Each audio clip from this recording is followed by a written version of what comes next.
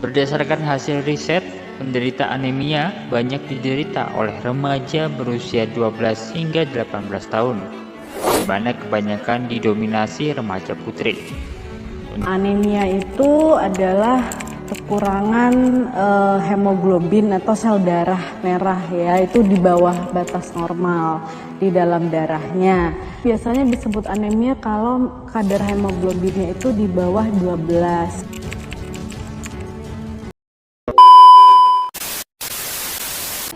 Jadi kita akan belajar tentang anemia. Kalian tahu nggak sih anemia itu apa? Tahu.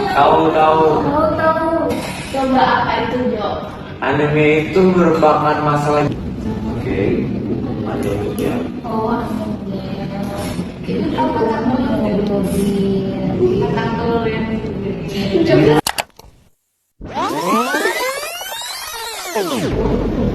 Halo teman-teman, tahu nggak ya kenapa tadi kakaknya mukanya pucat banget, terus kayak nggak fokus gitu belajarnya?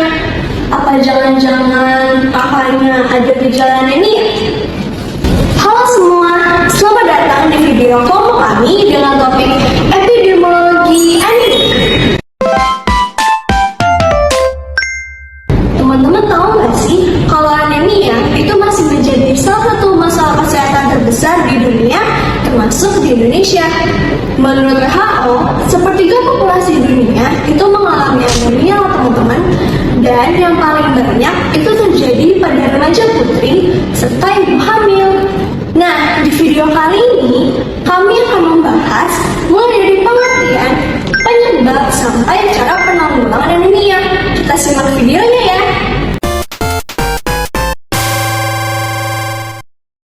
Nah, teman-teman, tahu nggak apa itu anemia?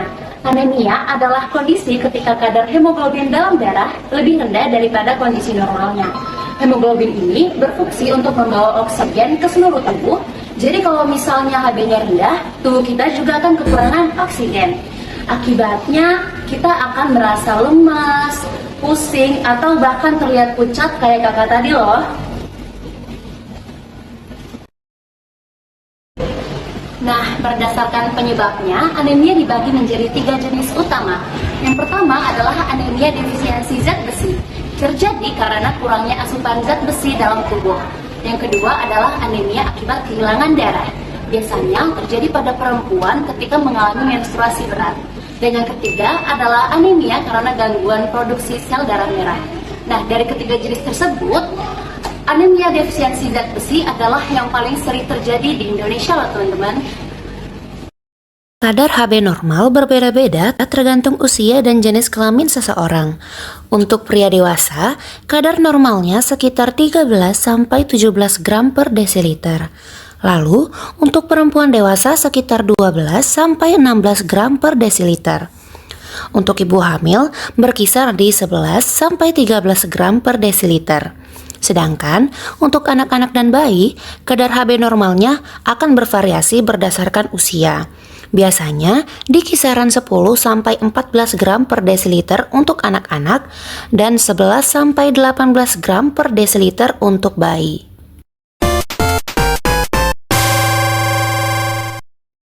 Beberapa individu yang rentan terhadap anemia.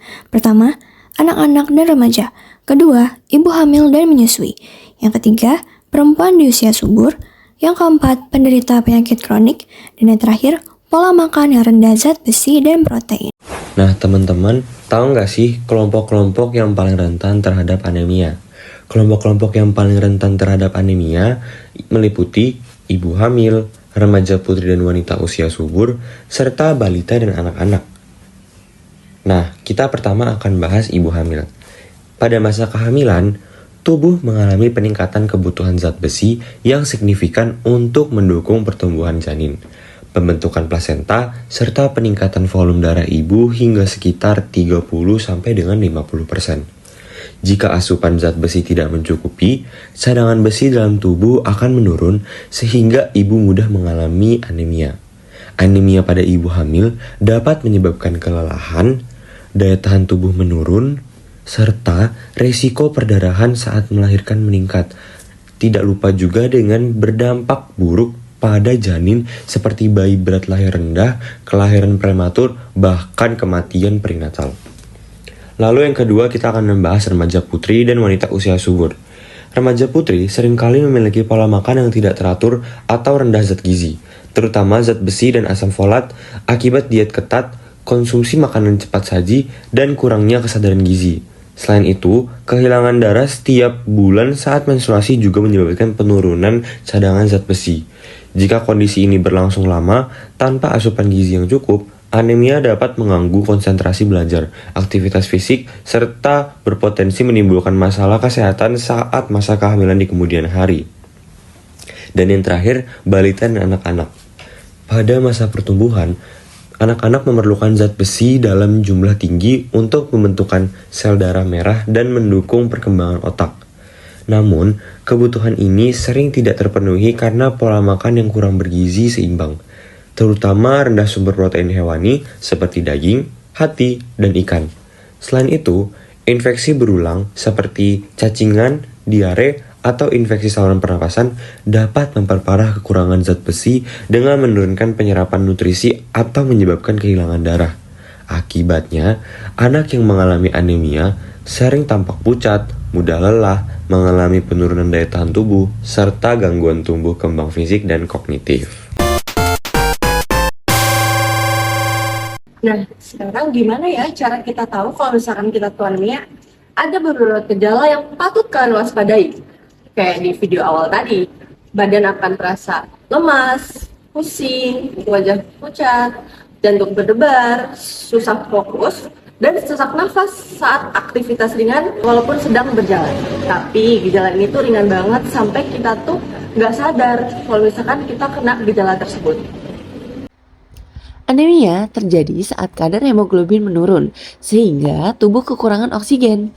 Akibatnya, muncul beberapa gejala khas seperti pusing, terjadi karena otak tidak mendapat cukup oksigen, membuat kepala terasa ringan atau berputar. Selanjutnya, ada lemas, muncul karena sel-sel tubuh kekurangan energi akibat rendahnya suplai oksigen untuk metabolisme. Selanjutnya, ada wajah pucat, terjadi karena berkurangnya hemoglobin yang memberi warna merah pada darah, serta penyempitan pembuluh darah di kulit. Sulit fokus timbul karena otak kekurangan oksigen, sehingga fungsi konsentrasi dan ingatan menurun. Jantung berdebar muncul karena jantung bekerja lebih cepat untuk mengalirkan darah dan mengimbangi kekurangan oksigen. Sementara sesak nafas meski hanya beraktivitas ringan, terjadi karena paru-paru berusaha mengambil oksigen lebih banyak tetapi darah tidak mampu mengangkutnya secara normal. Semua gejala ini menandakan tubuh sedang berusaha beradaptasi terhadap kekurangan oksigen akibat anemia. Makanya penting banget untuk cek kadar hemoglobin secara rutin, terutama untuk remaja putri seperti kita dan ibu hamil. Karena pemeriksaan darah lengkap ini bisa menunjukkan kadar hemoglobin, hematokrit, dan sel darah merah untuk menentukan jenis anemia apa yang dialami.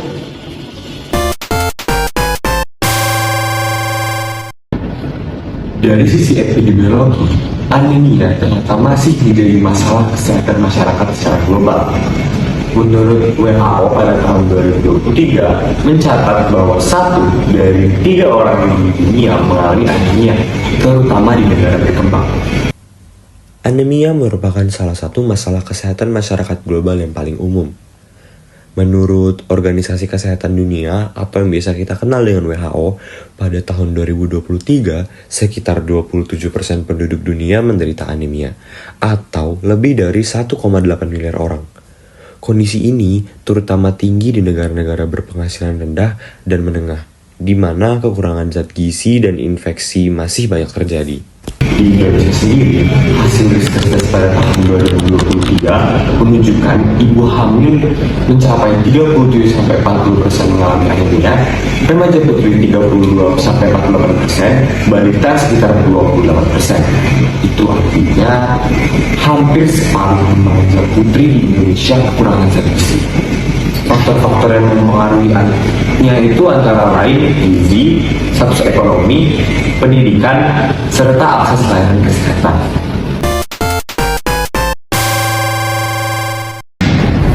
Nah, jadi teman teman-teman nih, anemia itu bukan sekedar kekurangan darah, tapi mempunyai dampak yang sangat besar bagi tubuh kita. Pada anak-anak, anemia bisa ganggu pertumbuhan dan bikin kemampuan belajar menurun karena kekurangan oksigen nih. Nah, pada mahasiswa dan pelajar, efeknya bisa cepat lelah, ngantuk, dan susah fokus. Jadi, prestasi dan produktivitas pun ikut turun. Seperti kata-kata ini. Nah, yang paling serius itu dampaknya buat ibu hamil nih. Kekurangan zat besi bisa bikin bayi lahir prematur atau berat badan turun. Bahkan bisa berisiko buat keselamatan ibu dan janin. Makanya anemia itu bukan hal sepele. Yuk cegah dari sekarang dengan pola makan bergizi dan cukup zat besi. Nah, kabar baiknya anemia ini bisa dicegah loh. Caranya gampang banget. Yang pertama, konsumsi makanan kaya akan zat besi seperti hati ayam, daging merah, bayam, dan kacang-kacangan. Yang kedua, tambahkan vitamin C agar penyerapan zat besi makin optimal. Yang ketiga, rutin minum tablet tambah darah sesuai anjuran. Yang keempat, hindari minum teh atau kopi setelah makan. Pemerintah juga punya program nih, seperti Aksi Bergizi dan Remaja Sehat yang membagikan tablet tambah darah gratis di sekolah dan kampus. Jadi, yuk biasakan makan bergizi seimbang mulai sekarang. Nah, untuk memantau dan menanggulangi anemia ini, kita bisa nih menggunakan pendekatan stepwise dari WHO yang terdiri dari 3 langkah utama. Langkah pertama adalah mengumpulkan data demografi dan perilaku. Di tahap ini, kita cari tahu nih siapa saja yang beresiko dan kebiasaan makan dan gaya hidup yang bisa memengaruhi kejadian anemia. Nah, langkah kedua yaitu melakukan pengukuran berat badan, tinggi badan, dan tekanan darah untuk menilai kondisi gizi masyarakat. Dari sini dapat dilihat apakah ada hubungan antara status gizi dan anemia itu. Langkah ketiga adalah pemeriksaan biokimia seperti kadar hemoglobin dan zat besi dalam darah. Hasil ini digunakan untuk memastikan kondisi anemia dan menentukan langkah penanganannya. Dengan ketiga langkah stepwise WHO ini, tenaga kesehatan bisa memantau faktor resiko anemia secara lebih akurat dan menyusun intervensi yang tepat untuk masyarakat.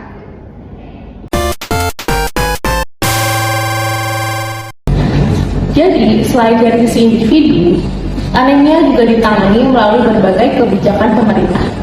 Nah, Kementerian Kesehatan sendiri punya beberapa program nih. Contohnya ada Gerakan Aksi Bergizi Nasional yang tujuannya untuk meningkatkan kesadaran para remaja tentang gizi dan juga pentingnya TTD. Ada juga program 1000 hari pertama kehidupan yang tujuannya untuk mencegah anemia pada ibu hamil dan juga pada anak balita.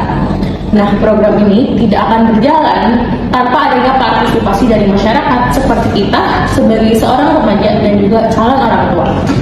Selain dari program pemerintah yang disebutkan di video sebelumnya, ada pun beberapa program lain. Yang pertama, ada program tablet tambah darah, di mana program ini fokus pada pemberian tablet zat besi bagi remaja putri dan ibu hamil untuk meningkatkan kadar hemoglobin.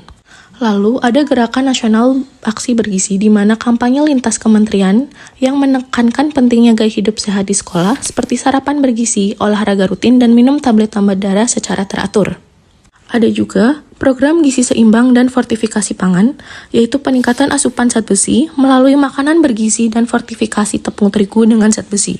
Dan ada juga program 1000 hari pertama kehidupan atau 1000 HPK, di mana ditujukan bagi ibu hamil dan anak usia 0 hingga 2 tahun. Program ini memastikan kecukupan gizi sejak masa kehamilan agar pertumbuhan optimal dan terhindar dari anemia.